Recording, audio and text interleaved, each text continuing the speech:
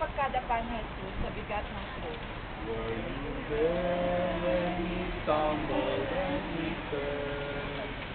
Were you there when he stumbled and he fell?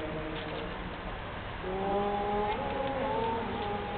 sometimes it causes me to tremble, tremble, tremble. Were you there when he stumbled and he fell? Pinupuri ka namin, O Panginoong Jesucristo. Dahil sa mahal na Santa Cruz, sinakot mo ang mundo sa kabigatan. Sa kabigatan ng krus na pinapasa ni Jesus, ay Kaya agad dapat napasuot pasumasok sa lupa't mga alabok ang mukhang kalunos-lunos. Pakinggan po natin ang Panginoon. Maski ang anak ng Diyos na makapangyarihan sa lahat, ay nadapa sa bigat ng krus, sa bigat ng ating mga kasalanan. Nakuskos sa alikabok ang banal na mukha na minamahal nating lahat. Ang ating mga kasalanan, ang patuloy na katigasan ng ating puso't damdamin, ang siyang nagpaparusa sa ating Panginoon.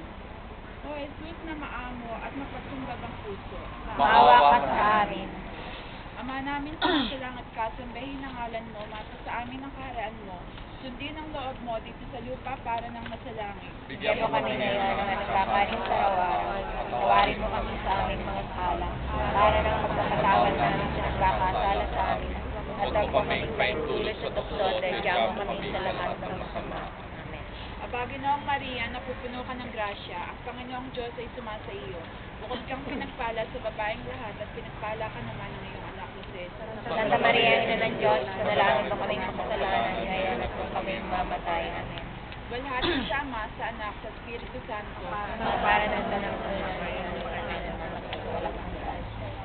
Bago po tayo pumasok sa loob ng simbahang ito po ang isa sa pinakaunang simbahan sa buong Padova. Ang parokya ng Carmine hanggang Munta, wala pang natibita. Itinayo ito nung si Magellan ay dumating sa Pilipinas, sa Cebu. 1521, more or less. At nung naggera ang panahon ng Tedesco, ay nabutas po yung bubong niyan. Nabagsakan po ng bomba. Kaya pumasok po tayo at sandali lang, mag-cruise po tayo. Merong holy water, banal na tubig, mag-cruise po tayo. May misa pa sa loob kaya lalabas din po tayo kaagad.